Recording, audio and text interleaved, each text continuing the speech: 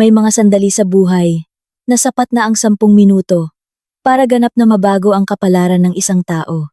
Nang umagang iyon, sa gitna ng malawak na labi ng isang kumpanyang may daan-daang empleyado, sinampal ako at napasubasob sa malamig na sahig na gawa sa bato. Sa harap ng mga nagtatakang mata ng maraming tao, ang nanakit sa akin ay hindi isang estranghero, kundi ang aking hipag, isang makapangyarihang babaeng direktor na kinatatakutan at iginagalang ng lahat. Tiningnan niya ako ng may paghamak, ngumisi, at nagsalita ng isang pangungusap na nagpatahimik sa buong labi. Ang mga katulad mo, pinapasok ko pa lang sa kumpanya, ay malaking pabor na. Hindi ako umiyak, hindi nagmakaawa, hindi nagpaliwanag, tahimik lang akong tumayo. Ipinagpag ang alikabok sa aking damit, kinuha ang aking telepono, at tumawag.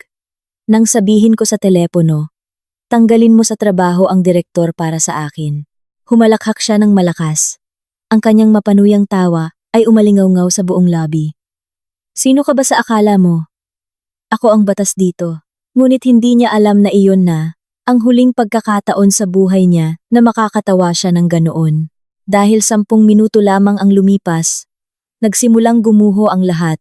Naaalala ko pa ng malinaw ang umagang iyon.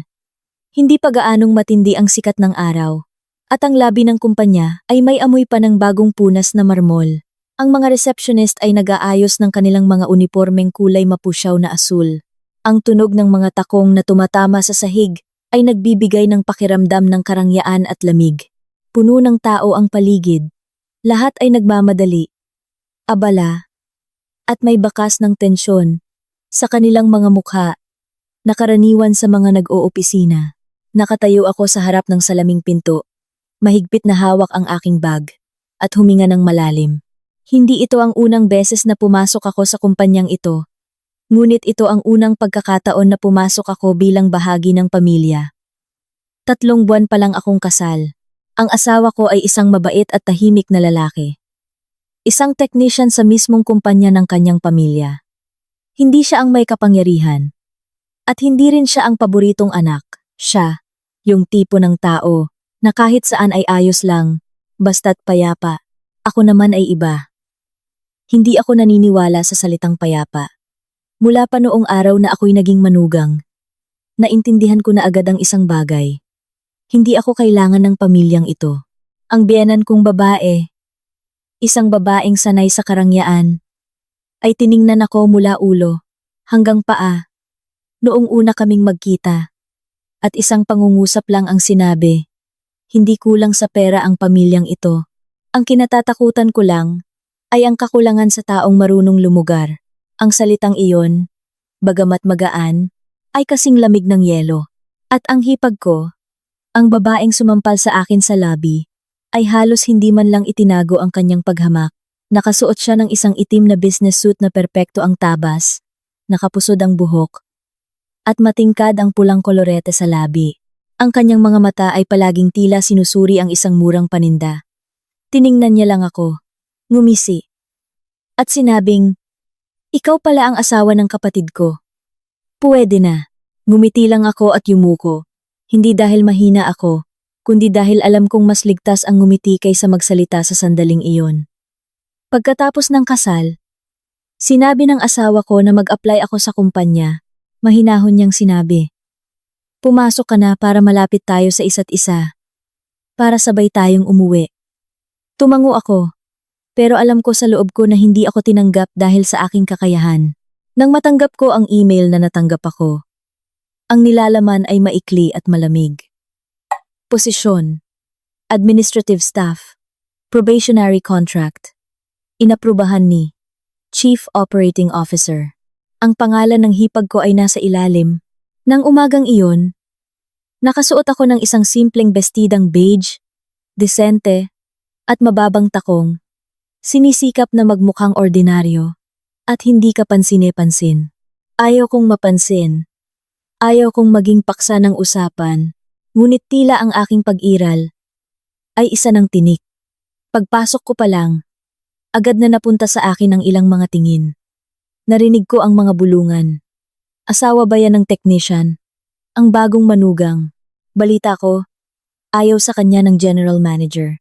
Nagkunwari akong walang narinig. Dinala ako ng HR sa ikalimang palapag. Ang pasilyo ay mahaba. Ang mga ilaw ay puti at maliwanag.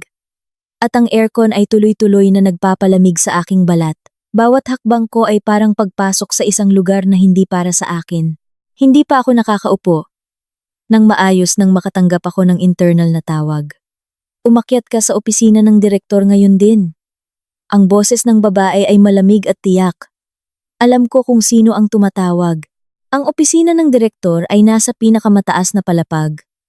May malaking pinto na gawa sa kahoy, salamin, at sa harap ay may 2 paso ng halaman na perpektong ginupitan, na tila walang buhay. Kumatok ako at pumasok. Ang hipag ko ay nakaupo sa likod ng malaking mesa, tuwid ang likod, may hawak na panulat, at hindi man lang nag-abalang tumingala. Isang makapal na salansan ng mga dokumento ang itinulak niya sa aking direksyon. Gawin mo lahat to, sa loob ng 3 araw. Natigilan ako. Para po saang departamento ito? Tumingin siya sa akin, na parang nakatingin sa isang tanga. Sa'yo. Pagkatapos ay ngumisi siya. Huwag mong isipin na dahil manugang ka ay may pabor sa'yo. Walang exception dito. Tahimik kong tinanggap ang mga dokumento. Bago ako makatalikod, nagdagdag siya ng isang pangungusap. Napakahina ngunit sapat na para marinig ko. Kung hindi mo kaya, alam mo na ang gagawin mo. Huwag mo nang pahirapan ang iba. Lumabas ako ng kwarto. Yakap ang mabigat na salansan ng mga papel.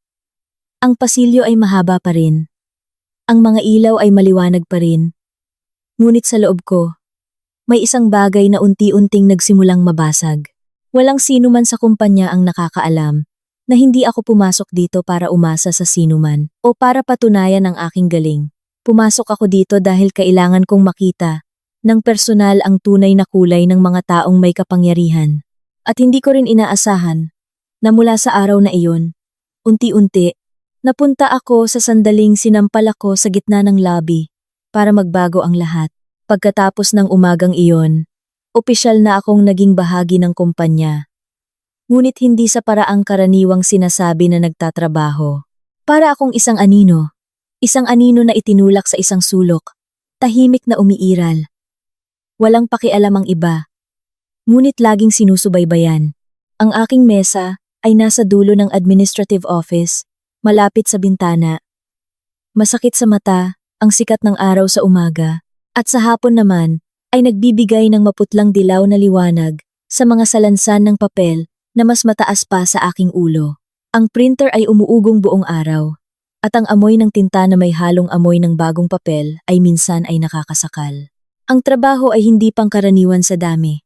Ang mga gawain na dapat sana ay para sa 3 o 4 na tao ay nasa aking mesa na lahat, mula sa data entry, pag-compile ng mga ulat, hanggang sa pag-asikaso ng mga papeles sa pagitan ng mga departamento. Walang nagsasabi ng direkta, ngunit lahat ay nakakaintindi. Ito ay utos mula sa itaas. Tuwing umaga, maaga akong dumarating, at gabi na kong umuwi. Ang mga kasamahan ko sa opisina ay noong unay nagtatanong-tanong pa bilang pakikisama, ngunit kalaunan ay umiiwas na. Natatakot silang madamay. Matatakot na mapabilang sa pangkat ng manugang. Sa kumpanyang ito, ang pagpili sa maling panig ay parang paghuhukay ng sarili mong libingan. Minsan, may dala akong isang mataas na salansan ng mga dokumento. Binabasa ang bawat pahina dahil sa takot na may makaligtaan. Isang kasamahan ang dumaan. Bahagyang nabunggo ako. Nahulog ang mga papeles sa sahig. Nagkalat.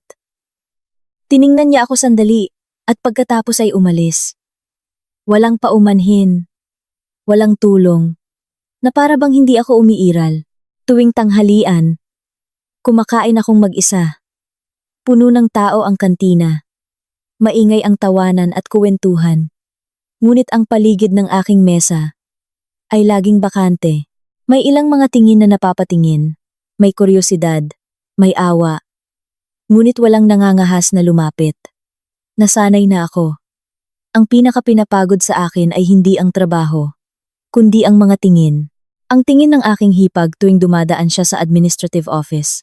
Isang tingin na napakalamig na tila ang simpleng pag-iral ko roon ay isang malaking abala. Isang araw, huminto siya sa tapat ng aking mesa. Nasaan ang ulat kahapon? Agad akong tumayo, inabot ang folder. Heto po. Binuklat niya ang ilang pahina at pagkatapos ay ibinato ang folder sa mesa. Ang boses niya ay tuyo. Mali ang mga numero. Ulitin mo. Natigilan ako. Pero po, ang mga numerong ito ay direkta kong kinuha mula sa accounting department. Tumingin siya sa akin ng masama. Ang kanyang mga mata ay kasing talim ng kutsilyo. Bakit? May reklamo ka? Agad akong yumuko. Wala po. Umalis siya. Nag-iwan ng isang pangungusap na nakakakilabot. Tandaan mo. Dito. Kung ano ang sinabi ko, iyon ang tama.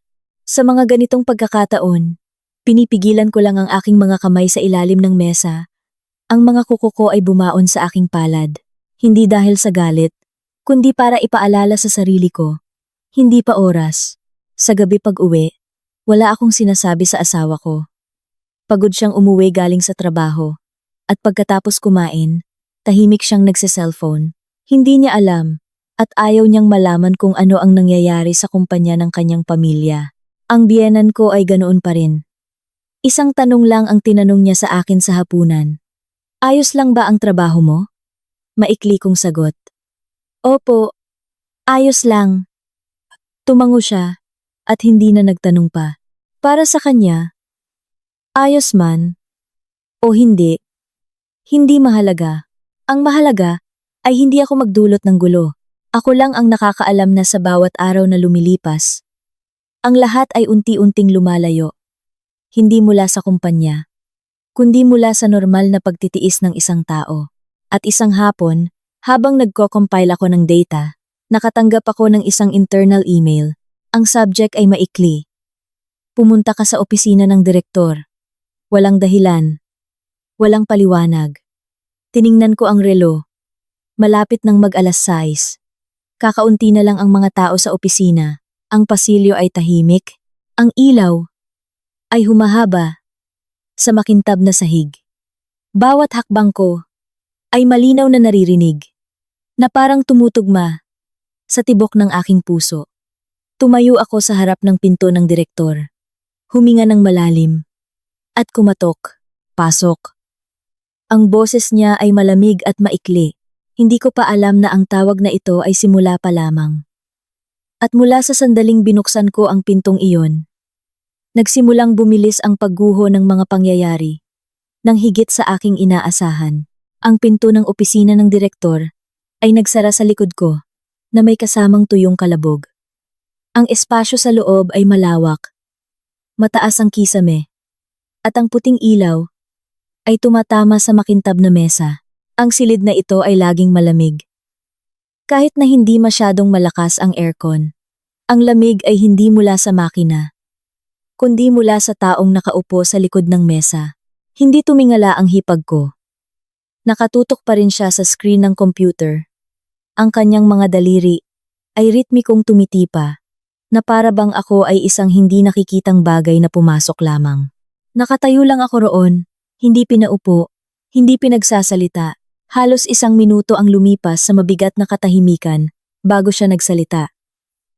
Hindi po, bahagya siyang tumawa. Ngunit ang tawa niya ay walang bakas ng saya. Hindi alam? O nagkukunwaring hindi alam? Iniharap niya sa akin ang screen ng laptop. Nasa screen ang isang spreadsheet ng data.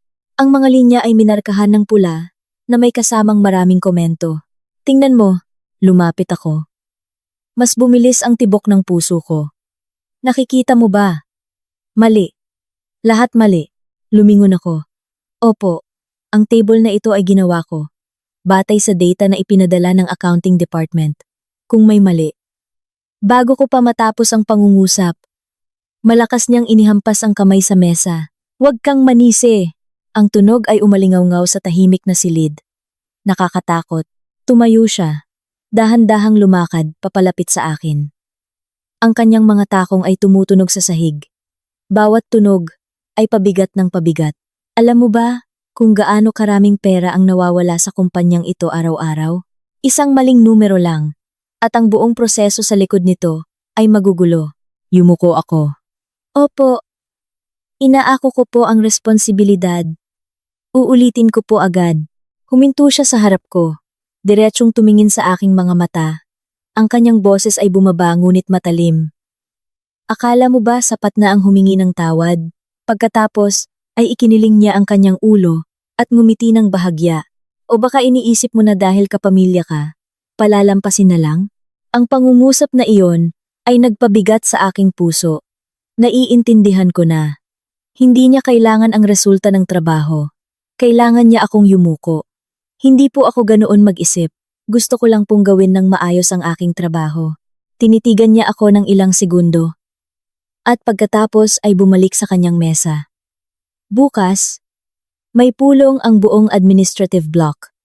Ikaw ang mag-present ng report sa harap ng lahat. Natigilan ako. Umupo siya at malamig na sinabi. Bibigyan kita ng pagkakataong itama ang iyong pagkakamali. O baka takot ka? Pinigilan ko ang aking mga kamay. Opo, kaya ko po. Ngumisi siya. Sana nga, kinabukasan. Puno ng tao ang conference room. Mga department head, assistant head, at mga empleyado mula sa iba't ibang section ay naroroon. Ang kapaligiran ay seryoso, kaya't lahat ay bumubulong lang. Nakatayo ako sa harap ng projection screen, hawak ang remote control. Ang aking mga palad ay basang-basa ng pawis. Sa unahan ng mesa. Nakaupo ng tuwid ang aking hipag. Nakakrus ang mga braso. At ang kanyang mga mata ay malamig. Magsimula ka na, sabi niya. Huminga ako ng malalim at nagsimulang magpresenta.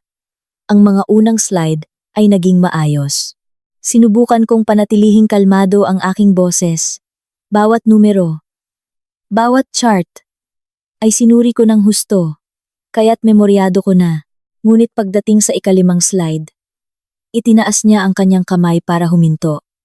Tumahimik ang buong silid. Itinuro niya ang screen. Saan galing ang data na yan? Mula po sa accounting department. May email confirmation ba? Opo, meron po. Kung gayon, bakit mali pa rin?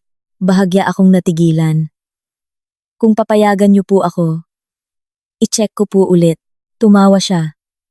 Ang tawa ay malinaw na umalingaw-ngaw sa conference room. Hihintayin ka ng buong silid na ito. Para mag-check? May ilang yumuko. May ilang tumingin sa akin na may awa. Nagpatuloy siya. Ang kanyang boses ay mapanlait. O baka dahil hindi ka sapat ang kakayahan. O baka dahil tinanggap ka lang dahil manugang ka. Nagsimulang magbulungan ng silid. Namula ang aking mukha. Pumasok po ako dito. Gamit ang aking resume. At sumunod sa proseso tulad ng iba. Tama na. Tumayo siya. Huwag mong dalhin ang mga salitang yan dito. Sa kumpanyang ito, kung sino ang hindi marunong magtrabaho, umalis. At diretsahan kong sasabihin, hindi ko tinatanggap ang mga taong walang kakayahan sa aking team. Ang hangin sa conference room ay tumigas. Nakatayo ako roon sa harap ng 12-dosenang mga mata. Pakiramdam ko ay hinuhubaran ako ng aking dignidad. Ngunit hindi ako umiyak. Hindi tumakbo. Yumuko ako at sinabi ng napakahina, Opo, naiintindihan ko. Ang pulong ay natapos sa isang mabigat na kapaligiran. Habang paalis ang lahat, nanatili akong nakatayo sa harap ng madilim na screen. Sa aking isipan, umuulit ang bawat salita, bawat pangungusap, hindi na ito trabaho. Ito ay isang pampublikong pagpapahiya. At alam ko, mula sa sandaling ito, hindi siya titigil. Dahil para sa kanya, hindi lang ako isang empleyado na kailangang tanggalin. Ako ay isang tinik na kailangang bunutin ng buo. Pagkatapos ng pulong na iyon, bumalik ako sa aking mesa na parang isang taong hinubaran sa gitna ng karamihan. Walang nagsalita, walang nagtanong. Ang administrative office ay maingay pa rin sa tunog ng printer at pag-type, ngunit sa paligid ko ay may isang hindi nakikitang espasyo. Yumuko ako at nagpatuloy sa pagtatrabaho, na para bang walang nangyari. Ako lang ang nakakaalam na sa aking dibdib, may isang bagay na unti-unting sinasakal. Tanghali, Nag-text ang asawa ko. Umuwi ka para mananghalian. Tumawag si mama. Matagal kong tiningnan ang screen ng telepono. May kutob akong hindi simple ang pananghalian na ito. Ang hapunan ay walang tawanan. Ang maluwag at malamig na bahay. Ang mesang puno ng pagkain. Ngunit ang kapaligiran ay napakabigat na kahit ang paghinga ay maririnig. Ang biyenan ko ay nakaupo sa dulo ng mesa. Ang hipag ko ay nasa kanan niya. Ang asawa ko ay nakaupo sa tapat ko. Umiiwas ang tingin. Nagsimula ang hapunan sa katahimikan. Nang kalahati pa lang ang aking kanin, ibinaba ng biyenan ko ang kanyang mga kubyertos. Sa kumpanya, kumusta ang trabaho mo? Tumingala ako. Opo, sinusubukan ko pa rin po ang aking makakaya. Ngumisi ang hipag ko. Ang boses niya ay kaswal, na parang nag-uusap lang tungkol sa panahon. Lahat naman kayang sabihing sinusubukan nila. Pero kung hindi mo kaya, wag mo nang pilitin. Hinigpitan ko ang hawak sa aking mga kubyertos. Tiningnan ng biyenan ko ang hipag ko, at pagkatapos ay bumaling sa akin. Hindi kulang sa pera ang pamilyang ito para suportahan ang isa pang tao, pero hindi rin kailangan ng isang taong makakaapekto sa pangkalahatang trabaho. Naintindihan ko, wala silang pakialam kung sino ang tama o mali. Ang kailangan lang nila ay kapayapaan para sa kanilang kapangyarihan. Doon lang nagsalita ang asawa ko. Mahina ang boses. Ate, sa tingin ko, tumahimik ka. Putol ng hipag ko. Hindi mo dapat pinakikialaman ang mga bagay sa kumpanya. Yumuko ang asawa ko. Nanlamig ang puso ko nang makita iyon. Ang lalaking pinakasalan ko ay walang magawa sa harap ko. Tinapos ng biyenan ko ang hapunan sa isang maikling pangungusap. Kung sa tingin mo ay hindi mo na kaya, umalis ka na. Hindi ka pinipilit ng pamilya. Ang pangungusap na iyon ay magaan. Ngunit para sa akin, ito ay isang magalang na pagpapaalis. Hapon na iyon, bumalik ako sa kumpanya para magsumite ng isang folder sa opisina ng direktor. Ang lobby ay mas matao kaysa dati. Mga empleyadong pauwi na, mga bisitang palabas, at mga guwardiya. Sa magkabilang pinto, naglakad ako ng mabilis.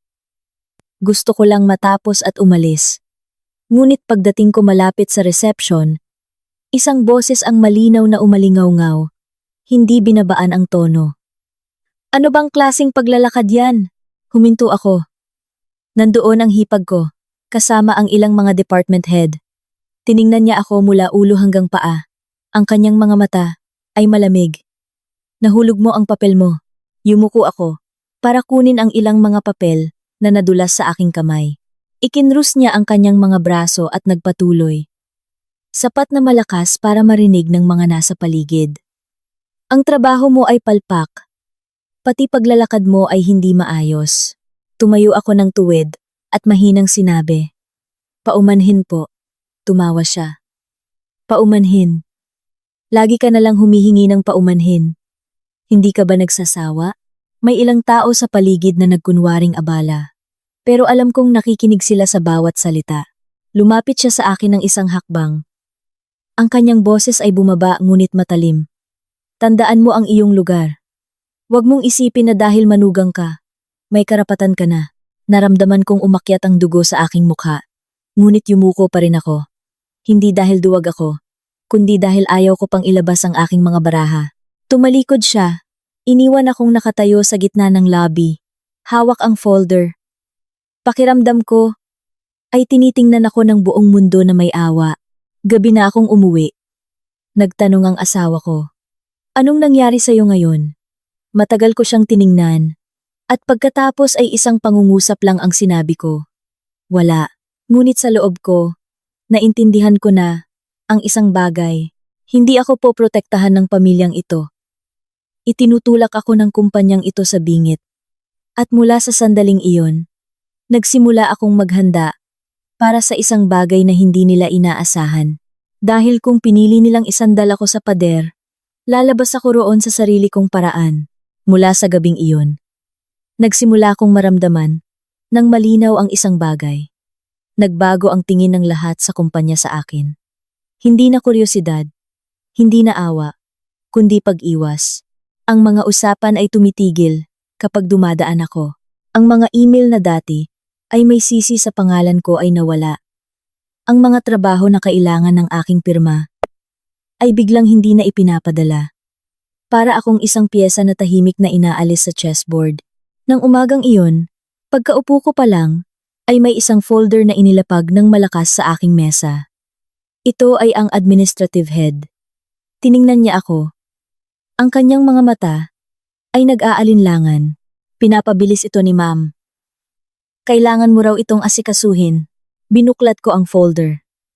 Isa itong lumang kontrata ng isang partner na may kasamang liquidation ng mga gastos. Bahagya akong napakunot noo. Hindi po ba naaprubahan na ito noong nakaraang buwan? Nagkibit balikat siya. Hindi ko alam.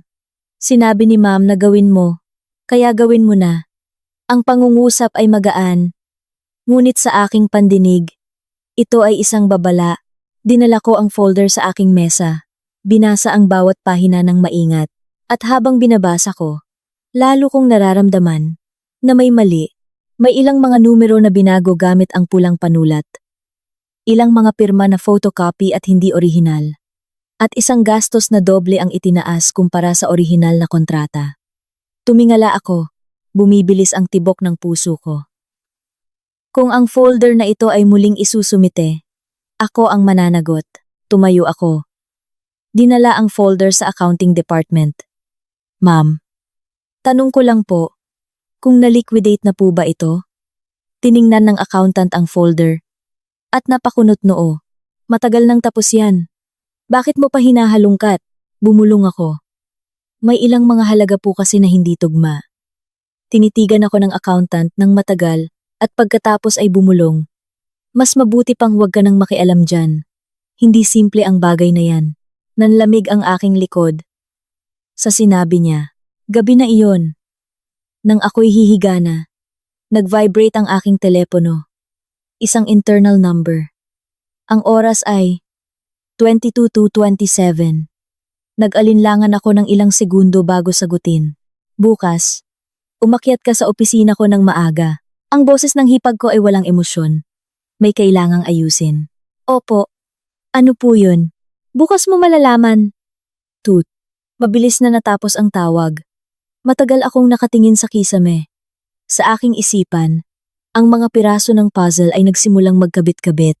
Ang mapanuyang pulong, ang malamig na hapunan ng pamilya, ang pagpapahiya sa lobby.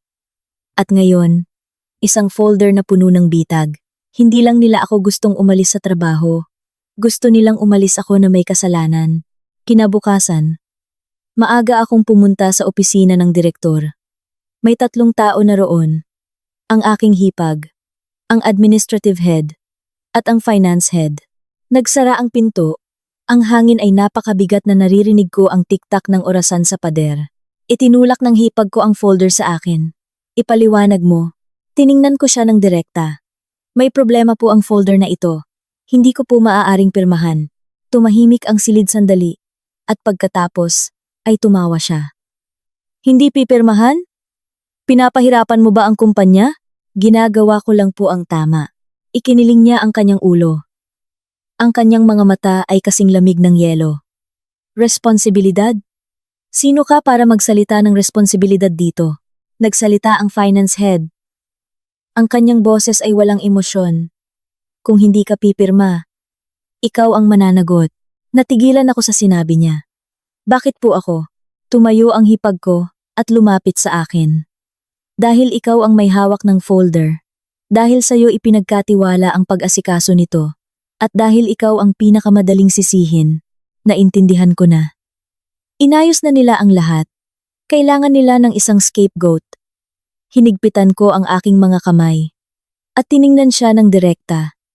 Kung pipirmahan ko, lahat ng kahihinatnan ay sa akin. Ngumiti siya. Isang napakakumpiyansang ngiti. Kung magiging masunurin ka, bibigyan kita ng magandang pag-alis. Tumingala ako. Sa unang pagkakataon, tiningnan ko siya ng walang takot. Dahil sa sandaling iyon, naalala ko ang isang ibang tawag sa telepono. Isang taong hindi niya alam na kilala ko. At alam ko na kung desidido silang itulak ako sa bangin, hihilahin ko silang lahat, pagkatapos ng usapang iyon, lumabas ako sa opisina ng direktor na may kakaibang pakiramdam. Hindi nag-aalala, hindi nanginginig, kundi isang malamig na kahinahunan. Naintindihan ko na ang kanilang laro, at kapag naiintindihan mo na ang mga patakaran, alam mong hindi ka na maaaring maglaro sa dating paraan. Bumalik ako sa aking mesa, inilagay ang folder sa drawer, at maingat na isinara ito. Sa labas, ang lahat ay nagpapatuloy ng normal. Ang printer ay umaandar, ang telepono ay tumutunog, ang mga kasamahan ay nagtatawanan. Walang nakakaalam na sa drawer ng aking mesa ay may isang bomba na naghihintay na pasabugin. Binuksan ko ang aking computer, nagtrabaho na parang walang nangyari. Ngunit sa aking isipan, bawat hakbang ay nakaplano na. Tanghali, hindi ako bumaba sa kantina. Nanatili ako sa opisina. Hinintay na halos lahat ay umalis bago muling buksan ang folder. Kinunan ko ng litrato ang bawat pahina. Malinaw na kuha ang bawat numerong binago, bawat peking pirma, bawat pulang tinta na nakapatong sa orihinal na print. Ipinadala ko ang lahat sa isang personal na email at nag-save ng kopya sa isang maliit na USB drive na itinago ko sa aking bag. Malakas ang tibok ng puso ko. Hindi dahil sa takot, kundi dahil alam kong lumampas na ako sa linya ng kaligtasan. Kung matutuklasan ako, hindi lang trabaho ang mawawala sa akin. Ngunit kung hindi ko ito gagawin, mawawala ang aking dangal. Hapon na iyon, nakatanggap ako ng internal message mula sa aking hipag. Tapos na ba ang folder? Maikli kong sinagot. Opo, sinusuri ko na lang po sa huling pagkakataon. Ilang minuto ang lumipas, mabilis na dumating ang mensahe. Bilisan mo, 2 salita lang. Ngunit ramdam ko ang pagkainip sa likod nito. Malapit nang matapos ang oras ng trabaho. Habang inaayos ko ang aking mga gamit, dumaan sa aking mesa ang finance head. Huminto siya, tumingin sa paligid, at bumulong. Mag-ingat ka, tumingala ako. Tiningnan niya ako ng ilang segundo at bumulong. May kinalaman din dito ang mas mataas. Hindi lang ang hipag mo. Bahagya akong hinigpitan ng aking kamay. Ang ibig niyo pong sabihin, hindi na siya nagpatuloy, ngunit nag-iwan ng isang pangungusap na nagpatigil sa akin. Alam mo ba kung sino ang huling pumirma sa mga kontratang yan? Umiling ako. Tiningnan niya ako, at dahan-dahang sinabi, ang chairman ng board. Kumabog ang puso ko. Chairman! Ang pangalang iyon ay halos hindi binabanggit sa kumpanyang ito. Umalis siya. Iniwan akong tulala. Kung ang hawak ko ay may kinalaman din sa chairman, hindi na ito simpleng pambubuli sa isang manugang. Ito ay isang malaking laro. Gabi na iyon, umuwi ako ng mas maaga kaysa karaniwan. Tumingin sa akin ang asawa ko na may bahagyang pagtataka. Hindi ka nag-overtime ngayon? Umiling ako. Pagod ako. Andang mina ko. Andang mina. Tumango siya, at hindi na nagtanong pa. Ngunit pagpasok ko sa aming silid, napansin kong bahagyang gumalaw ang drawer ng aming mesa. Ang USB drive ay naroon pa rin, ngunit ang pakiramdam ng pagkabalisa ay lumukob sa akin. Nagsisimula na silang maghinala. Humiga ako. Pinatay ang ilaw, at tiningnan ang kadiliman sa silid. Sa unang pagkakataon, tinanong ko ang sarili ko, kung masyado na ba akong lumalayo. Ngunit naalala ko ang tingin ng aking hipag, nang sabihin niyang, ikaw ang pinakamadaling sisihin. Kung aatras ako ngayon, habang buhay akong mananatiling sinisisi. Kinuha ko ang aking telepono. Binuksan ang aking contacts. Isang pangalan ang lumitaw. Hindi ko pa ito tinatawagan, ngunit ang aking daliri ay nakahanda na. Dahil alam ko, kapag ginawa ko ang tawag na iyon, wala nang atrasan. Nang umagang iyon, pagpasok ko pa lang sa lobby ng kumpanya, naramdaman ko na agad ang ibang kapaligiran. Hindi mas maingay, kundi mas mabigat. Mas matagal akong tiningnan ng guwardiya. Hindi ako binati ng receptionist. Tumango lang. Ilang empleyado ang mabilis na umiwas ng tingin. Nang makita ako, alam kong pinabilis na ang mga pangyayari. Hindi pa ako nakakaupo sa aking mesa nang makatanggap ako ng internal na tawag. Pumunta ka sa opisina ng direktor ngayon din. Walang ate, walang pakiusap. Tumayo ako, dala ang aking bag, kung saan ang maliit na USB drive ay tahimik na naghihintay na tawagin. Sa opisina ng direktor, bukas ang ilaw. Nakatalikod sa bintana ang aking hipag. Nakakrus ang mga braso. Sa mesa, naroon ang pamilyar na folder. Maayos na nakalagay kasama ng isang panulat. Umupo ka. Bibigyan kita ng huling pagkakataon. Pumirma ka. O umalis. Tiningnan ko siya ng direkta. Kung pipirma po ako, lahat ng legal na responsibilidad ay sa akin. Tumango siya ng tiyak. Tama. At kayo po? Ngumiti siya. Isang ngiti na may halong paghamak. Ako lang ang manager. Kung sino ang nagkamali, siya ang mananagot. Dahan-dahan akong tumango. Kung gayon, kung hindi po ako pipirma, yumuko siya. Bumaba ang boses. Kung gayon, ipapatawag ko ang legal department. Sa tingin mo, sino ang paniniwalaan nila? Naintindihan ko na. Handa na ang kanilang script para idiin ako. Tumayo ako at kinuha ang panulat. Tiningnan niya ako. Ang kanyang mga mata ay nagningning sa tagumpay. Ngunit nang dumampi ang dulo ng panulat sa papel, huminto ako. Bago po ako pumirma, may isa po akong tanong. Napakunot noo siya. Ano? Sino po ba ang unang nagpanukala ng mga kontratang ito? Natigilan ang hangin sa silid. Mabilis siyang sumagot. Hindi mahalaga ang tanong na yan. Tiningnan ko siya ng direkta sa mata. Mahalaga. Dahil ang huling pirma ay hindi sa inyo. Natigilan siya sandali. Napakabilis. Ngunit nakita ko ito. Isang alaala ang bumalik sa akin. Hapon na iyon. Nagpaalam ako ng maaga. Dahil masama raw ang pakiramdam ko. Hindi ako umuwi. Pumunta ako sa isang maliit na coffee shop sa isang lumang eskinita, malapit sa opisina. Doon, umorder ako ng mainit na tsaa at binuksan ang aking telepono. Tiningnan ko ang isang napakalumang email. Halos 4 na taon na ang nakalipas. Noong mga panahong iyon, hindi pa ako manugang, hindi pa empleyado ng kumpanyang ito. Ngunit nakatrabaho ko na sila ng hindi direkta. Lumitaw ang email sa screen. Ang nagpadala ay isang pangalan na matagal ko nang sinubukang kalimutan. Ang chairman ng board. Noong mga panahong iyon, sumali ako sa isang independent project bilang data consultant. Ang proyektong iyon ay biglang kinansela ng walang dahilan. At lahat ng mga dokumento ay kinuha. Naaalala ko ito ng malinaw. Dahil sa proyektong iyon, natuklasan ko ang isang malaking butas sa pananalapi. Nang i-report ko ito, agad na itinigil ang proyekto at ang taong direktang nagsabi sa akin na huwag nang mag-imbestiga pa ay siya. Ibinaba ko ang telepono, kumakabog ang dibdib. Kung ang kasalukuyang mga kontrata ay may parehong istruktura sa proyekto noon, hindi ito nagkataon lamang. Hapon na nang bumalik ako sa kumpanya para pirmahan ang mga dokumento. Naghihintay na ang hipag ko. Nakapagdesisyon ka na ba? Matagal ko siyang tiningnan at pagkatapos ay ngumiti. Opo, itinulak niya ang folder sa akin. Inilagay ang panulat sa harap ko. Kinuha ko ang panulat, ngunit sa pagkakataong ito, hindi ako pumirma. Ibinaba ko ang panulat sa mesa. At dahan-dahang sinabi, kailangan ko pong tumawag. Tumawa siya. Sinong tatawagan mo? Ang asawa mo? Tumingala ako at diretsyong tumingin sa kanyang mga mata. Hindi po. Tatawagan ko ang taong huling pumirma. Ang ngiti sa kanyang labi ay nawala.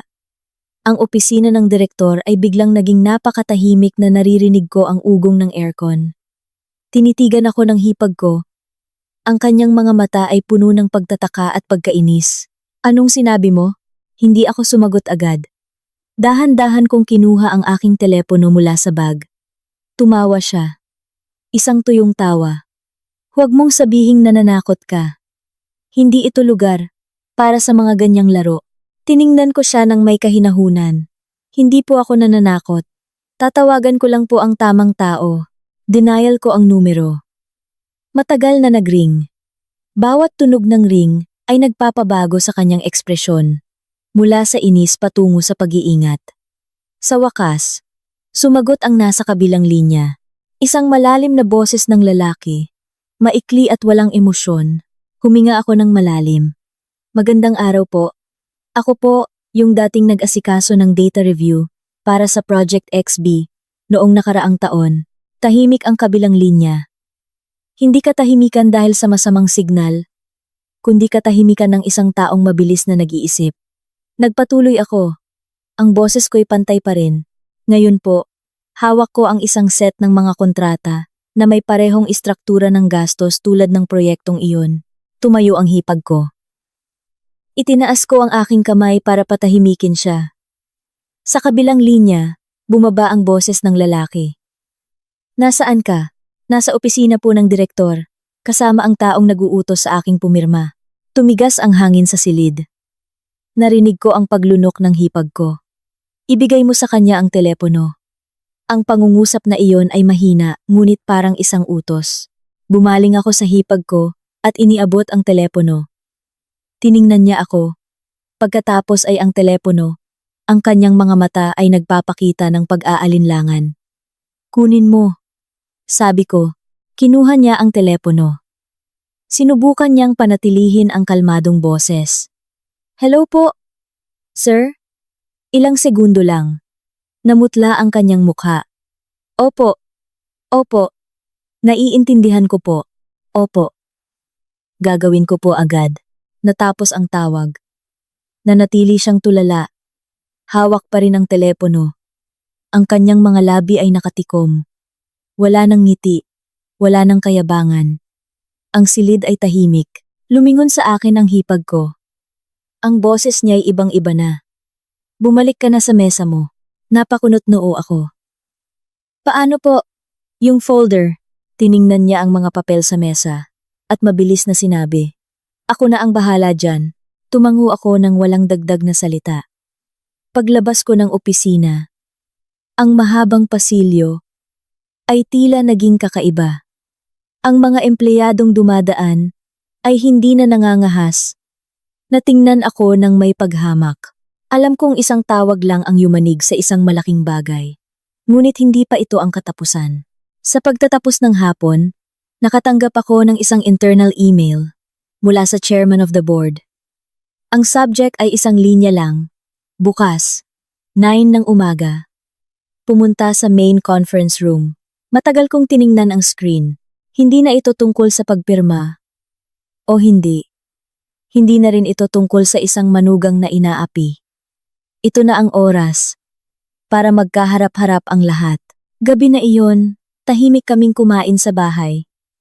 Ilang beses akong tiningnan ng asawa ko na parang may gustong itanong ngunit hindi niya ginawa. Bago matulog, nag-text ako ng isang mensahe. Bukas, maaaring maging malaking gulo. Sa kabilang dulo, sumagot lang siya. Alam ko. Ibinaba ko ang telepono. Ipinikit ang mga mata. Dahil alam kong ang pulong bukas ang magpapasya kung sino ang matatanggal sa laro. 9:09 ng umaga. Ang malaking conference room sa pinakamataas na palapag ay maaga nang binuksan ang mga ilaw. Ang mahabang mesa ay may mga upuang nakaayos. Ang projector ay bukas na. Ngunit ang screen ay blankong asul pa rin. Ang tensyon ay ramdam na kahit malamig ang aircon. Lahat ay parang pinagpapawisan. Isa-isang pumasok ang mga tao. Ang finance head, legal head, ilang malalaking stockholder, at sa huli, ang hipag ko. Pumasok siya na maayos pa rin ang pananamit, ngunit kung titingnang mabuti, mas mabagal ang kanyang mga hakbang, at nawala na ang kumpiyansa sa kanyang mga mata. Umupo ako sa dulo ng mesa. Tahimik, hindi nakikipag-usap, hindi tumitingin sa sinuman. Eksaktong 9:09. Bumukas ang pinto ng conference room. Pumasok ang isang nasa katanghaliang gulang na lalaki. Matangkad. May mga uban na sa buhok. Ang mukha ay seryoso at malamig. Agad na tumayo ang lahat. Ang chairman ng board, hindi siya bumati. Hindi nagtanong. Tumango lang. At umupo. Sa pangunahing upuan. Magsimula na tayo. 2 maikling salita. Ngunit sapat na para tumigas ang hangin sa silid. Inilatag ang ulat. Tumayo ang finance head at binuksan ang slide. Lumitaw ang mga numero. Ang mga pamilyar na kontrata. Ang mga gastos na minarkahan. Tumingin ako sa hipag ko. Ang kanyang mga kamay ay nasa mesa. Ang mga daliri ay bahagyang nakakuyom. Ang mga kontratang ito, nagsalita ang chairman, ay naaprubahan batay sa panukala ng management. Tumingin siya sa hipag ko. Ipaliwanag mo. Tumayo siya. Sinubukang panatilihing kalmado ang boses. Iyan po ay mga kinakailangang gastos para sa pagpapalawak ng aming mga partners. Kailangan? Putol ng chairman. O ginawang magmukhang kailangan, tumahimik ang buong silid. Nagsalita ang legal head. Natuklasan namin na may ilang mga pirma na hindi orihinal at may ilang mga item na may hindi pangkaraniwang pagtaas ng gastos. Lahat ng tingin ay napunta sa hipag ko. Lumunok siya. Maaaring dahil po sa maling proseso ng departamento sa ibaba. Anong departamento? Diretsong tanong ng chairman. Nag-atubili siya. Alam kong hindi niya magawang banggitin ang pangalan ko. Dahil kung gagawin niya, lahat ng tingin ay mapupunta sa akin. At sa pagkakataong iyon, hindi na ako mananahimik. Ikaw! Tinawag ako ng chairman. Tumayo ako. Ikaw ang inatasan na asikasuhin ng folder na ito. Opo. Pumirma ka ba? Hindi po. May ilang bulungan ang narinig. Tiningnan ako ng chairman. Bakit? Huminga ako ng malalim. Dahil hindi po tugma ang mga numero. At dahil ayaw ko pong managot sa isang bagay na hindi ko ginawa, tumahimik ang silid. Kinuha ko mula sa aking bag ang maliit na USB drive at inilagay sa mesa. Nandito po ang kopya ng buong orihinal na folder, kasama ang mga pagbabago, mga peking pirma, at ang email na nag-uutos sa akin. Tumayo ang hipag ko. Nanggugulo ka ba? Itinaas ng chairman ang kanyang kamay. Umupo ka. Ang boses niya ay hindi malakas, ngunit sapat na para mapatigil siya at dahan-dahang umupo. Ang slide ay nagpalit sa mga larawan ng paghahambing. Orihinal na bersyon laban sa binagong bersyon. Ang orihinal na numero laban sa pinalaking numero. Nagsimulang maging maingay ang silid. Dahan-dahang sinabi ng legal head. Kung totoo ang mga dokumentong ito, hindi na ito pagkakamali, kundi sinadya. Tiningnan ko ng direkta ang hipag ko. Sa unang pagkakataon, umiwas siya ng tingin. Sumandal sa upuan ng chairman, ang boses niya ay malalim. May gusto ka pa bang sabihin? Bumuka ang bibig ng hipag ko. Pagkatapos ay isinara ulit. Sa huli, isang napakahinang pangungusap lang ang nasabi niya. Sumusunod lang po ako sa utos. Nagulat ang buong silid. Utos kanino? Tanong ng chairman. Nanahimik siya. Isang mahaba, mabigat, at nakakatakot na katahimikan. Tumayo ang chairman. Pansamantalang itinitigil ang pulong. Ang management team ay mananatili. Ang iba ay maaaring lumabas na. Tumayo ang lahat. Ang kanilang mga mata ay puno ng pagkalito. Habang papalabas ako ng silid, alam kong nabuksan na ang mga baraha. Hinihintay na lang kung sino ang matatanggal sa mesa. At naiintindihan ko ng malinaw, simula pa lang ito. Nagsara ang pinto ng malaking conference room. Sa labas, ang pasilyo ay kakaibang tahimik. Ang mga lumabas ay mabilis na naglakad. Ang mga naiwan ay hindi makahinga ng maluwag. Mabilis kumalat ang balita. Ngunit walang nangahas na magtanong. Sa loob ng conference room, ang hangin ay siksik. Iilan na lang ang natira. Ang chairman, ang hipag ko, ang finance at legal head, at ako. Nakatayo ang chairman sa dulo ng mesa. Ang kanyang mga kamay ay nakapatong sa kahoy. Ang kanyang seryosong tingin ay dumaraan sa bawat isa. Ngayon, dahan-dahan niyang sinabi, mag-usap tayo ng tapat. Ang mga dokumentong iyon, nagpatuloy siya, ay hindi basta-basta lumitaw, at hindi rin basta-basta binago. Lumingon siya sa hipag ko. Ikaw ang nagpanukala. Ikaw ang nagpatakbo. Magpaliwanag ka. Tumingala siya, sinubukang panatilihing kalmado. Kapakanan? Ulit ng chairman. O, kapakanan ng... Sino? Nanahimik siya. Nagbukas ng isa pang folder ang legal head. Sinuri namin ang history ng mga pag-aproba. May mga desisyon na minadali. Hindi dumaan sa sapat na proseso. Lumingon ang hipag ko sa kanya. Sinasabi mo bang mali ang ginawa kong proseso? Maikling sagot ng legal head. Sinasabi namin na ang proseso ay binaluktot. Ang pangungusap na iyon ay parang isang patalim. Sa unang pagkakataon, nawala sa kanya ang kontrol. Tumingin sa akin ang chairman. Malinaw kong sinabi, dahil kung pumirma po ako ang mananagot, at hindi ko po gagawin ang isang bagay na alam kong mali. Bahagya siyang tumango. Tama ang ginawa mo. Ang pangungusap na iyon ay hindi malakas. Ngunit para sa akin, ito ay isang kumpirmasyon. Lumingon sa akin ang hipag ko. Akala mo nanalo ka na. Tiningnan ko siya ng walang pag-iwas. Hindi po ako nag-iisip na manalo. Iniisip ko lang po na hindi ko dapat akuin ang kasalanan ng iba. Itinaas ng chairman ang kanyang kamay. Tama na. Bumaling siya sa hipag ko. May dalawa kang pagpipilian.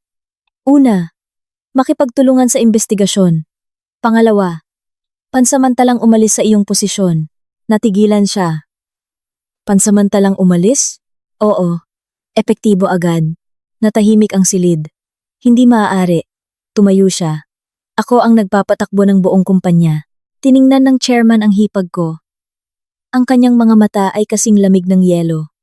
Bibigyan ko ang legal department hanggang alas 5 ng hapon para tapusin ang audit sa lahat ng proyekto mo. Hanggang sa oras na iyon, bawal kang umalis ng kumpanya at wala kang kapangyarihang pumirma. Sa kahit ano, natigilan ang hipag ko. Sa unang pagkakataon, nakita kong nanginginig ang kanyang kamay. Sir, hindi niyo po ito magagawa sa akin. Isang malaking pagkakamali ito, malamig na sagot ng chairman. Magagawa ko. At hintayin mo ang desisyon ko mamayang hapon. Napaupo ang hipag ko. Ang kanyang mga mata ay hindi nagalit kundi puno ng pagkalito at kaba. Bumaling sa akin ang chairman. Bumalik ka sa trabaho mo. Hayaan mo na sa legal department ang susunod na hakbang. Nang tumayo ako para umalis, narinig ko sa likod ko ang nanginginig na boses ng hipag ko. Huminto ako at lumingon. Hindi po. Sa tingin ko, nag-uumpisa pa lang. Ang desisyon na pansamantalang suspindihin ang posisyon ng aking hipag ay hindi inihayag sa publiko, hindi pa. Ngunit sa isang kumpanya, kung saan mas mabilis kumalat ang balita kaysa sa internal email, walang sikretong nagtatagal. Isang gabi lang ang lumipas. Ramdam ko na agad ang ibang hangin. Nang umagang iyon, pumasok ako sa kumpanya, tulad ng dati, ngunit sa pagkakataong ito, ang mga tingin sa akin ay hindi na umiiwas.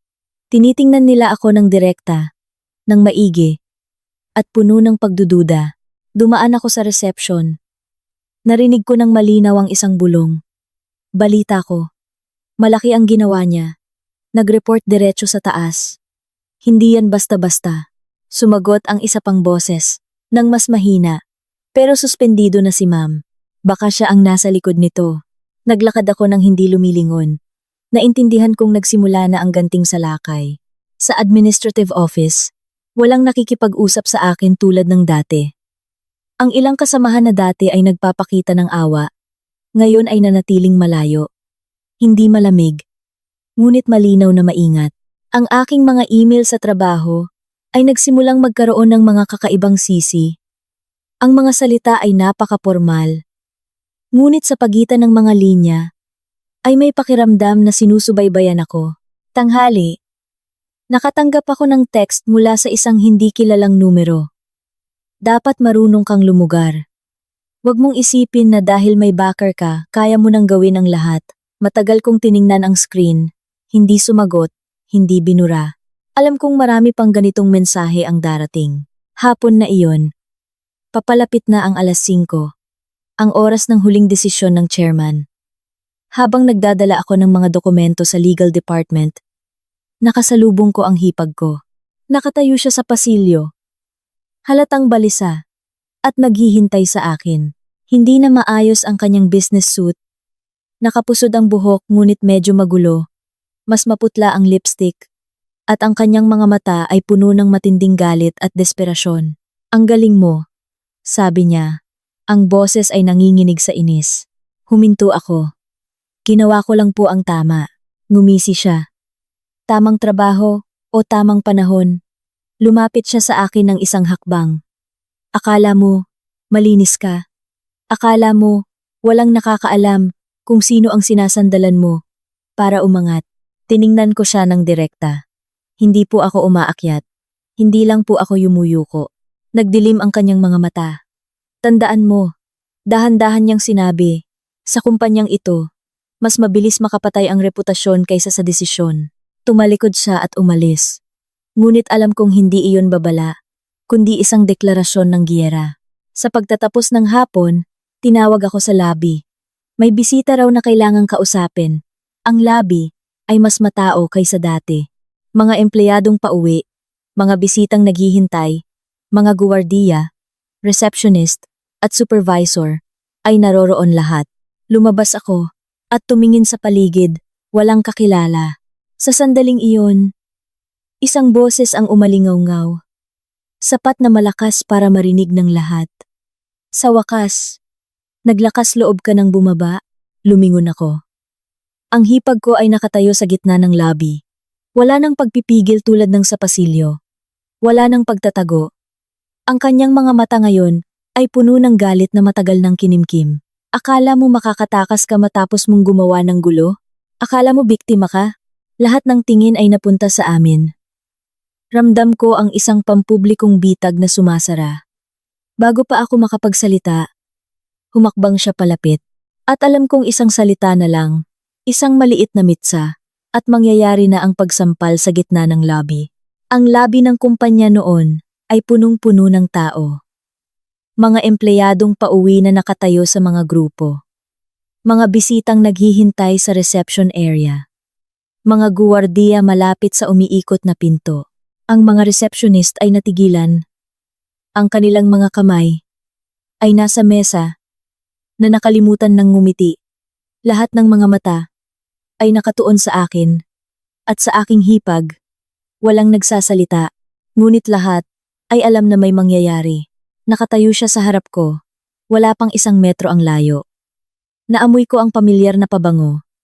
Ang amoy na dati ay itinuturing kong elegante, ngunit ngayon ay nakakasulasok at nakakasakal. Akala mo magaling ka?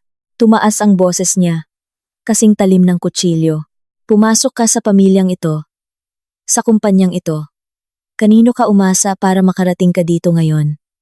May ilang bulungan ang nagsimula. Tumayo ako ng tuwid. Ang boses ko ay kalmado, na kahit ako ay nagulat. Nakatayo ako dito gamit ang sarili kong mga paa, pagkasabi ko noon. Nagdilim ang kanyang mga mata. Tumahimik ka. Umalingaw-ngaw ang sigaw sa buong lobby. Itinaas niya ang kanyang kamay. Lahat ay nangyari ng napakabilis na walang nakakilos. Plak. Isang sampal ang dumapo sa aking mukha. Ang tuyong tunog ay umalingaw-ngaw sa malawak na lobby, na parang isang maliit na pagsabog. Nawalan ako ng balanse. Napasubasob sa malamig na sahig na bato. Sa sandaling iyon, ang lahat ng tunog ay nawala. Wala nang usapan, wala nang yabag, kahit ang ugong ng aircon, tanging ang nakamamatay na katahimikan. Nakaupo ako sa sahig. Ang aking mga kamay ay nakatukod sa marmol. Ramdam ang hapdi, mula sa aking kaliwang pisngi pababa sa leeg. Naging bingi ang aking tainga. Ngunit malinaw ko pa ring narinig ang kanyang mapanuyang boses. Ang mga babaeng tulad mo, pinapasok ko pa lang sa kumpanya, ay biyaya na. Huwag mong isipin na ang paglalaro ng maruming laro ay magpapabago ng buhay mo. Walang nangahas na umawat. Ang mga guwardiya ay natigilan. Ang mga receptionist ay namutla. Ilang tao ang nagtakip ng kanilang bibig. Ang asawa ko ay wala roon. Ang pamilya ko ay wala rin. Sa sandaling iyon, ako ay nag-iisa. 10 segundo ng katahimikan. Hindi ako umiyak. Hindi sumigaw. Hindi nagpaliwanag. Hindi nagtanong kung bakit. Dahan-dahan akong tumayo. Ipinagpag ang alikabok sa aking damit. At tumingala. Ang buong lobby ay tahimik pa rin. Tiningnan ko siya ng direkta. Ang aking mga mata ay hindi na nanginginig. Hindi na natatakot, tanging lamig. Dahan-dahan akong nagsalita. Sapat para marinig ng lahat. Sinampal mo ako sa gitna ng labi ng kumpanya. Sa harap ng maraming tao. Humalakhak siya. Oh, ano ngayon? Anong magagawa mo? Sino ka ba sa akala mo? Ang tawang iyon ay nakakabingi. At sa sandaling iyon, alam kong oras na para tapusin ang lahat. Kinuha ko ang aking telepono mula sa bag. Tawa pa rin siya. Sinong tatawagan mo? Ang asawa mo? O iiyak ka sa nanay mo? Hindi ako sumagot. Denial ko ang numero. Isang ring. 2, 3. Ang buong lobby ay huminto sa paghinga. Sumagot ang kabilang linya. Isang pamilyar na malalim na boses ng lalaki. Malinaw kong sinabi. Walang panginginig. Nasa lobby po ako ng kumpanya. Kasasampal lang po sa akin sa publiko. Ang gumawa po ay ang Chief Operating Officer. Huminto ako sandali. At nagpatuloy. Tanggalin mo sa trabaho ang direktor para sa akin. Nanigas ang buong lobby. Ang tawa ng hipag ko ay nawala. Nanlaki ang kanyang mga mata, na parang hindi makapaniwala. Ano? Anong? Sinabi mo. Hindi ko siya tiningnan. Narinig ko lang ang ilang segundong katahimikan sa kabilang linya at pagkatapos ay isang maikling sagot. 10 minuto. Tut. Natapos ang tawag. Ngumiti ang hipag ko. Ngunit iba na ang tawa. Hindi na matagumpay, kundi pilit. 10 minuto? Akala mo ba nasa pelikula ka? Ngunit malinaw kong nakita. Nanginginig ang kanyang mga kamay.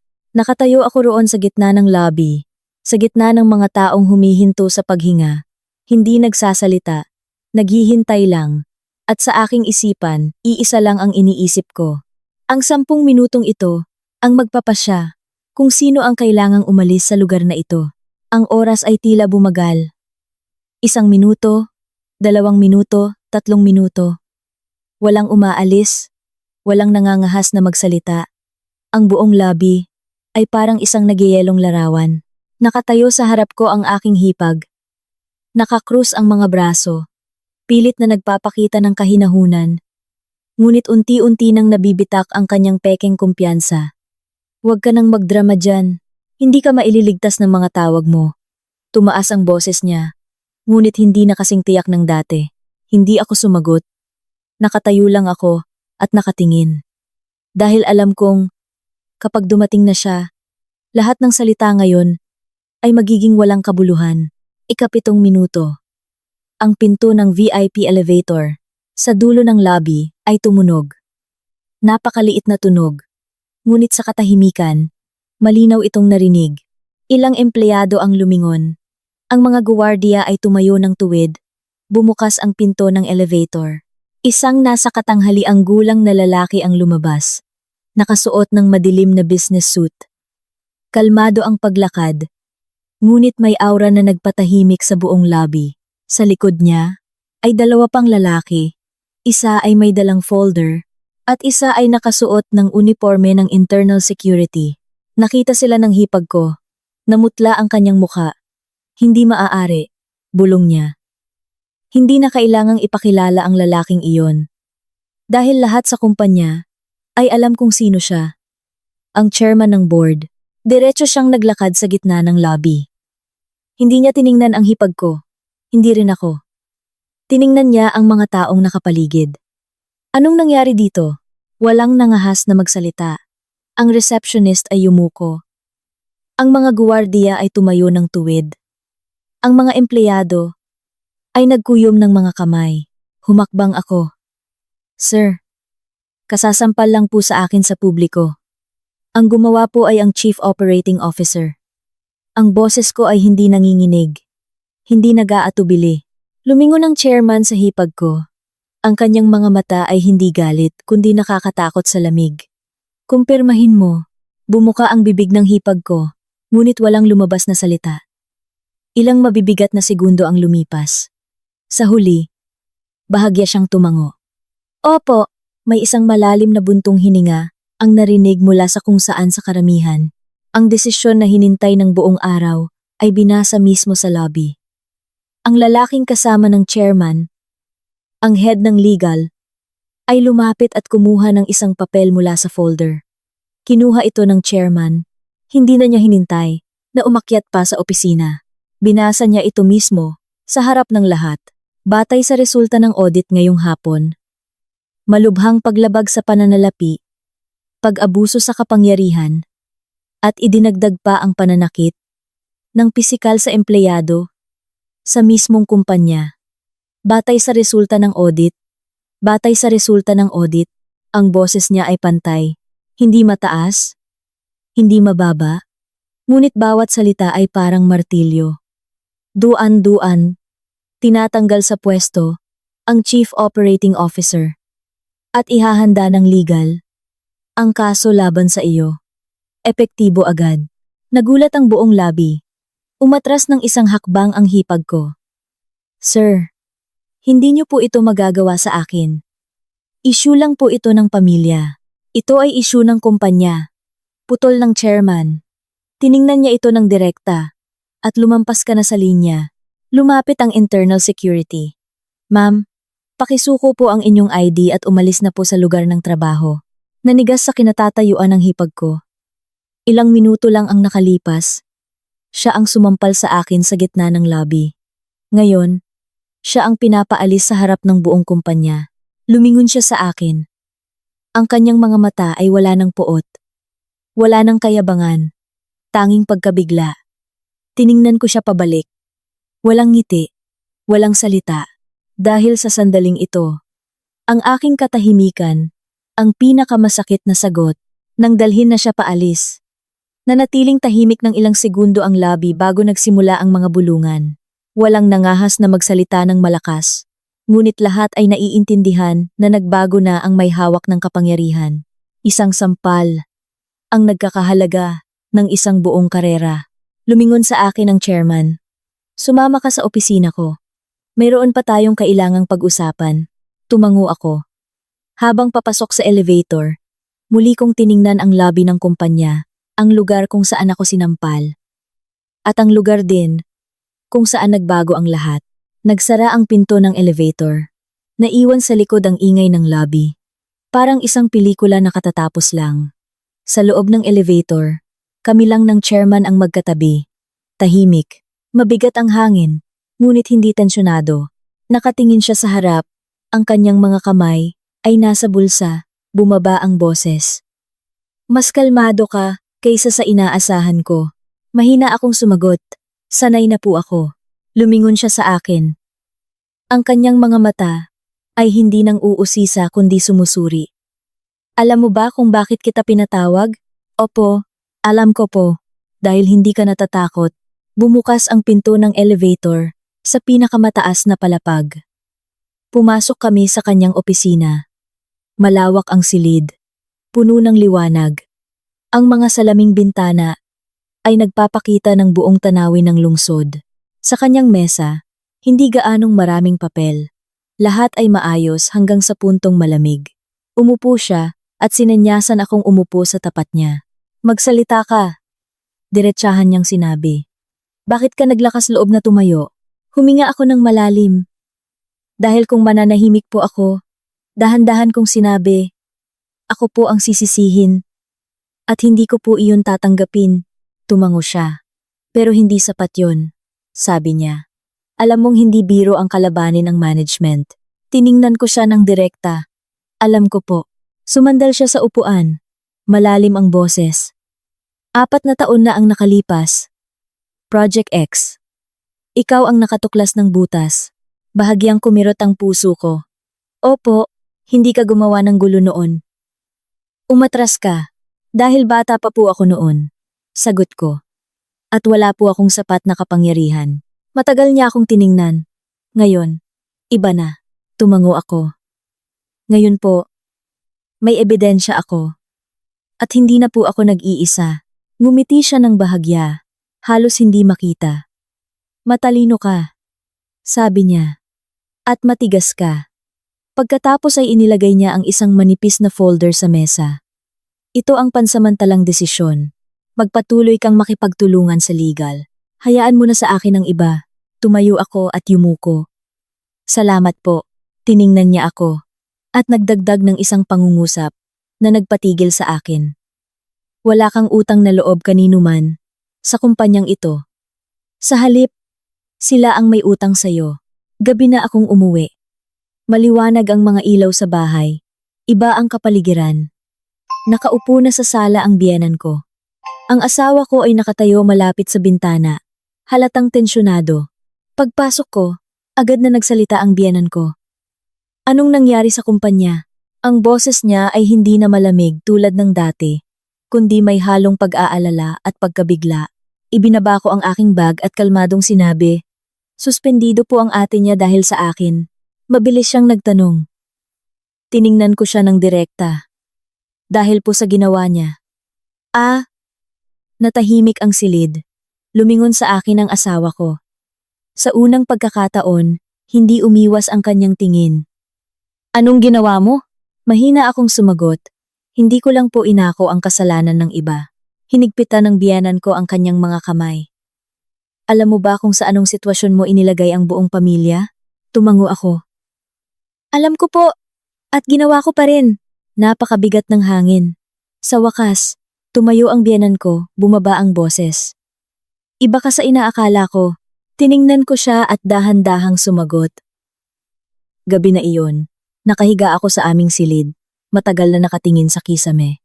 Alam ko na mula sa sandaling tumunog ang sampal sa labi. Hindi lang karera ng hipag ko ang gumuho, kundi pati na rin ang aking posisyon sa pamilyang ito ay nagbago magpakailanman.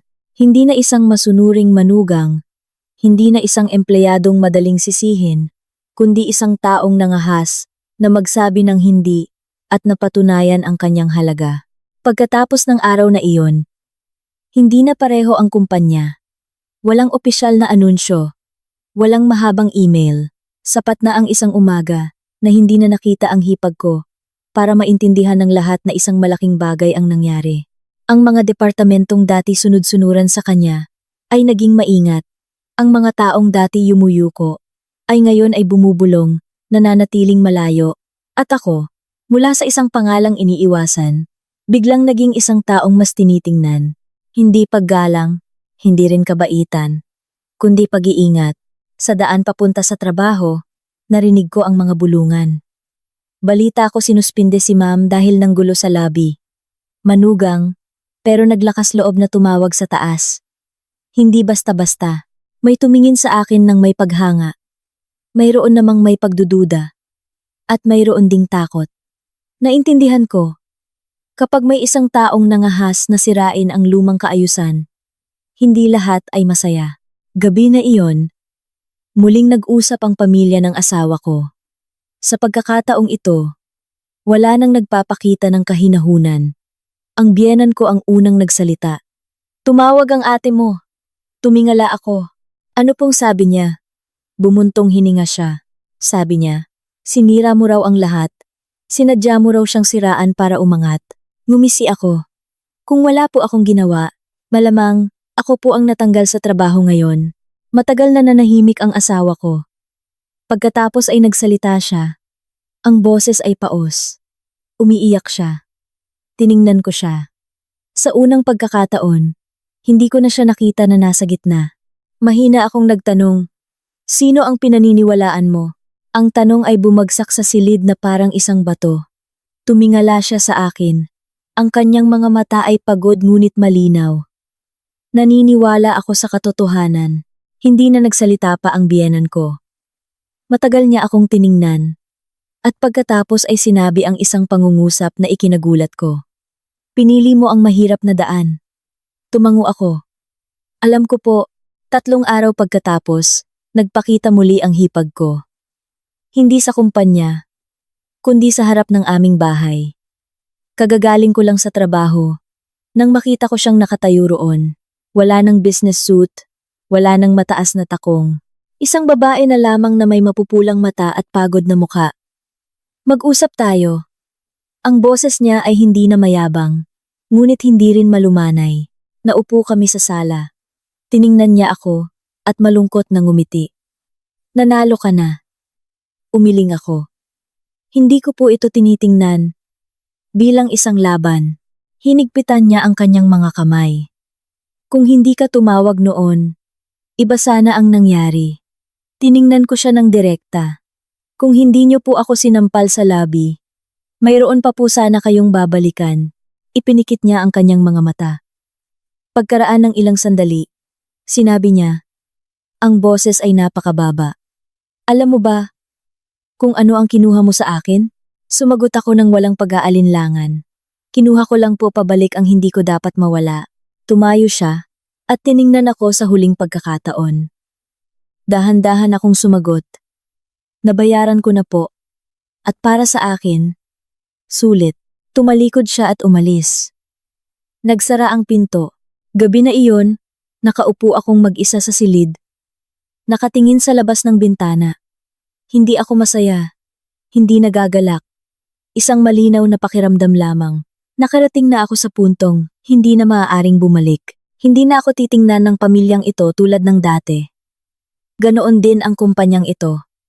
Ngunit kapalit nito, hindi ko na kailangang yumuko kanino man. Isang linggo pagkatapos ng magulong araw sa lobby, isang opisyal na anunsyo ang ipinadala. Walang paligoy-ligoy, maikli, at malamig. Ang Chief Operating Officer ay opisyal na tinanggal sa tungkulin. Ang kaso ay inilipat sa mga awtoridad para sa karagdagang investigasyon. Nanahimik ang buong kumpanya. Walang nagulat. Lahat ay alam na isang panahon na talaga ang nagwakas. Hindi na bumalik ang hipag ko. Hindi nagpakita. Hindi nag-text. Walang bakas sa mga pulong. Email. O pamilyar na pasilyo. Ang taong dating naglalakad. Na may aura ng kapangyarihan ay naglaho na parang hindi umiral. Isang gabi, habang naghahanda akong matulog, tumunog ang telepono. Numero ng hipag ko. Matagal kong tiningnan ang screen bago sagutin. Aalis na ako. Ang boses niya ay paos at pagod. Saan po kayo pupunta? Tanong ko. Sa ibang bansa. Baka hindi na bumalik. Hindi ako nagsalita. Pagkaraan ng ilang sandali, nagpatuloy siya. Alam mo ba, hindi ko akalain na matatalo ako sa ganitong paraan. Dahan-dahan akong sumagot. Hindi po kayo natalo sa akin. Natalo po kayo sa sarili ninyong mga gawa. Tahimik ang kabilang linya. Pagkatapos ay sinabi niya ang isang napakahinang pangungusap. Ingatan mo ang sarili mo. Hindi madali sa bahay na yan. Sumagot ako. Alam ko po. Natapos ang tawag. Walang luha, walang samaan ng loob. 2 tao na lang na magkaiba na ang landas. Nagbago ang biyenan ko. Hindi naman naging malambing, ngunit wala ng paghamak. Isang umaga, habang nagtitimpla ako ng tsaa, sinabi niya sa akin, hindi ka ang uri ng manugang na inisip ko. Ngumiti ako. Hindi ko rin po gustong maging ganoon. Hindi na siya nagsalita pa. Iba naman ang asawa ko. Hindi na siya tahimik at umiiwas. Nagsimula siyang tumayo sa tabi ko. Hindi sa malalakas na salita, kundi sa kanyang presensya. Minsan, hinawakan niya ang aking kamay at sinabing, pasensya na kung hinayaan kitang mag-isa. Sumagot ako. Sapat na ang nandito ka ngayon. 1 buwan pagkatapos, nag-file ako ng resignation. Walang pumilit. Walang nanggipit. Tiningnan ako ng chairman at nagtanong, sigurado ka na ba? Tumango ako. Ayaw ko na pong manatili sa isang lugar na laging nagpapaalala sa akin na minsan na akong sinampal. Ngumiti siya ng bahagya. Malayo ang mararating mo. Umalis ako sa kumpanyang iyon ng taas noo. Hindi dahil nanalo ako, kundi dahil wala na akong utang na paliwanag kanino man. Ngayon, kapag binabalikan ko ang lahat, wala na akong nararamdamang sakit. Isang bagay lang ang malinaw. Hindi ang mas malakas ang boses ang mas malakas. Hindi ang may posisyon ang laging tama. At hindi laging pagpapakumbaba ang pananahimik. Ang sampal sa labi noon ay kinuha ang aking kawalang malay. Ngunit kapalit nito, binigyan ako nito ng kakayahang tumayo ng tuwid habang buhay. Kung may magtatanong kung nagsisisi ako, sasabihin kong hindi. Dahil kung papipiliin ako ulit, tatayo pa rin ako. Ang aral mula sa kuwento. May mga pagkakataon sa buhay na isinasandal tayo sa pader, hindi dahil mali tayo, kundi dahil masyado tayong mabait. May mga taong naniniwala na ang kapangyarihan ay nagbibigay sa kanila ng karapatang manlait, na ang posisyon ay lisensya para yurakan ng iba. Ngunit ipinapaalala sa atin ng kuwentong ito ang isang malinaw na bagay. Ang tunay na kapangyarihan ay wala sa upuang inuupuan mo, kundi sa iyong katapangang tumayo ng tuwid. Mahalaga ang pagpapasensya, ngunit hindi ito nangangahulugang pagtitiis. Ang katahimikan ay maaaring magpanatili ng panlabas na kapayapaan, ngunit ang katotohanan ay mapoprotektahan lamang kapag may nangahas na magsalita. Ang babae sa kwento ay hindi nanalo dahil sa paghihiganti, hindi dahil sa pagbagsak ng iba, kundi dahil hindi niya tinanggap ang kasalanan ng iba. At minsan, sapat na ang isang beses na pagtayo sa tamang oras para baguhin ang buong takbo ng iyong buhay.